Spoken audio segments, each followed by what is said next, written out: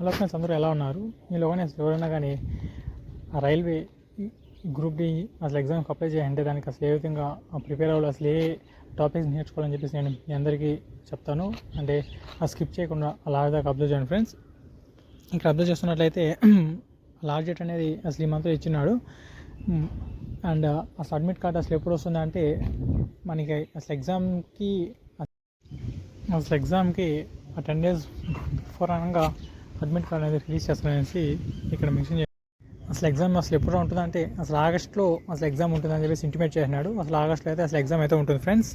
And topics అసలు ఏదైతే నేర్చుకోవాలని చెప్పేసి ఇప్పుడు నేను మీ అందరికీ చూపిస్తాను. అండ్ అసలు ఎగ్జామ్ అసలు ఏ విధంగా ఉంటుందని చెప్పేసి అది ఒకసారి డిస్కస్ చేద్దాం. నెంబర్ 1 సిబిటి ఉంటుంది. అండ్ అదేవిధంగా physical efficiency test and document verification అయితే ఉంటుంది ఫ్రెండ్స్. అండ్ దెన్ అసలు ఎగ్జామ్కి అసలు ఏ టాపిక్స్ వస్తాయని చెప్పేసి అది ఇప్పుడు ఒకసారి చూద్దాం. అండ్ అసలు ఎగ్జామ్ అసలు ఏ విధంగా ఉంటుందని చెప్పేసి ఒకసారి డిస్కస్ చేద్దాం. అసలు ఎగ్జామ్ అనేది అసలు 1.5 hour అయితే ఉంటుంది. దానికి టాపిక్స్ అసలు ఏదైతే ఉంటుందని చెప్తే mathematics, science, aptitude and reasoning అయితే ఉంటుంది ఫ్రెండ్స్. అండ్ టైం అయితే 90 minutes అయితే ఉంటుంది. అండ్ నెగిటివ్ మార్క్స్ కూడా ఉంటాయి. ఇక్కడ వాడు మెన్షన్ చేసినాడు అసలు ఏ విధంగా ఉంటుందని చెప్పేసి. అండ్ ఇక్కడ అబ్జర్వ్ చేస్తున్నట్లయితే అసలు ఎగ్జామ్కి అసలు అసలు టాపిక్కి అసలు ఎంత అనేసి ఇక్కడ ఇచ్చినారు.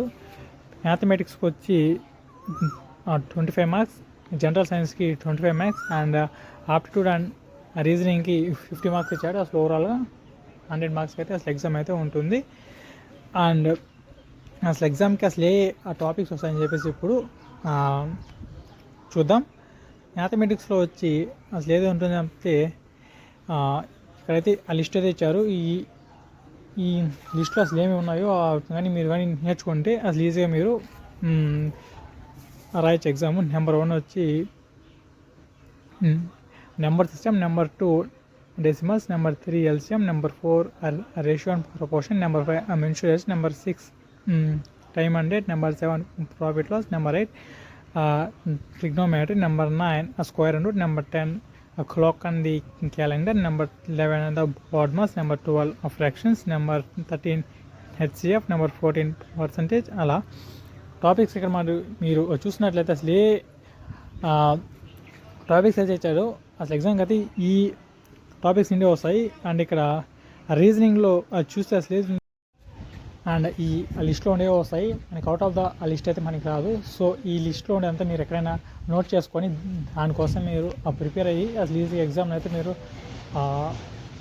రాసి అసలు ఈజీ మీకు జాబ్ అయితే రావచ్చు. Okay friends. అండ్ ఇప్పుడు ఈ లిస్ట్ అయితే ఏంటో అది ఇంకా